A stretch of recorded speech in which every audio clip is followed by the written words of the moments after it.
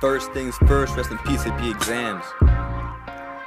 For real, Amarillo, the only teacher I ever knew. I get a 5 on the exam all because of you. Prophecies that I made back in Lawrenceville. Fulfilled. This macroeconomics course got no chill. Now this rap we're about to sing takes skill. We better get 100 on this. One time for absolute advantage, one time for comparative gain. Some students can't tell the difference. That's why I'm making sick in your brain. Go trade that.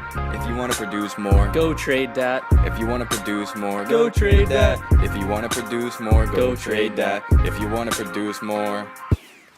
What should I trade with you right now?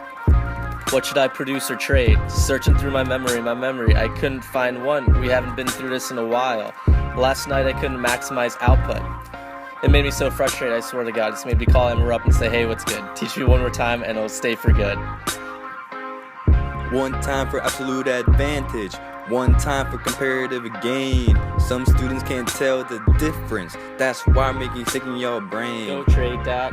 If you want to produce more, Go trade that. if you want to produce more, Go trade that. If you want to produce more, Go trade that. If you want to produce more, let me tell you about opportunity cost. That alternative that is lost, the most valuable thing lost. People gain from trade producing at competitive low cost. Even those who are disadvantaged at every task still have something valuable to offer. Even if they're only trading you 5 or 6 things, trade them till you gain more. Bro, you know how it go, you deserve that. It's a game, gotta gain that. You think if you didn't trade, you'd have that. In the stores, you can buy everything you need for cheap. That's because of trade, man, bro, you know how it go. One time for absolute advantage, one time for comparative gain. Some students can't tell the difference. That's why I'm making sick in your brain. Go trade that. If you want to produce more, Go trade that. if you want to produce more, Go trade that. If you want to produce more, Go trade that. If you want to produce more. There's an old saying in the world of economics that says that even if you have an absolute advantage in the production of both guns and butter, meaning you can produce the most in both, find your comparative advantage. If it is guns, then trade with someone that has a comparative advantage in butter to maximize the possibilities of production. Same thing applies to the trade of any product. If you do that, you won't be poor again. Trade it one time, make that gain. Trade it twice, can even make some more. Trade it 3 times, you're a rich guy. Look at what comparative advantage did for you. Trade it one time, make that gain. Trade it twice, can even make some more. Trade it 3 times, you're a rich guy. Look at what comparative advantage did for you. Alright, let's complete this FRQ now. This deals with output per worker per day. Hey, tomfoolery is not something I allow. To random country names, what a cliche. Countries Newland and Beeland produce units of cloth and food.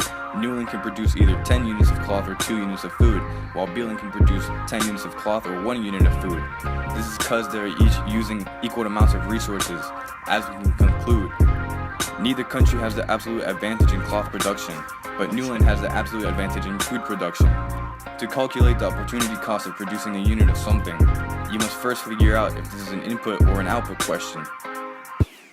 For output questions, other goes over. For input questions, other goes under. Since this is an output question, other goes over. To implement this, you have to take the units of food and put them over the units of cloth to find the opportunity cost of cloth production. In Newland, that would be 1/5 of a food. The opportunity cost of food production in Beeland is 10 units of cloth. As a result, Beeland has a comparative advantage in cloth production, because it loses less units of food than Newland when it produces each unit of cloth. Newland has a comparative advantage in food production, because it loses less units of cloth than Beeland when it produces each unit of food. Now this is where the magic will happen. It seems that I've stopped rapping, but it's alright because I'm not a rapper. I can teach you this because I learned from the best, even after I read the textbook chapter. So before we can put this stuff to rest, I'm gonna tell you how both these countries can profit. Go trade that. If you want to produce more, go trade that. If you want to produce more, go trade that. If you want to produce more, go trade that. If you want to produce more. As you can probably tell by now, Beeland would trade cloth and Newland would trade food. How much, you ask? Simple. You just pick a number between the opportunity costs, like 1 cloth for 2/5 food. So Beeland would give Newland 1 unit of cloth and receive 2 units of food. And that is how countries can profit without wasting their resources inefficiently. One time for absolute advantage. One time for comparative gain. Some students can't tell the difference. That's why you made it stick in your brain. Yeah!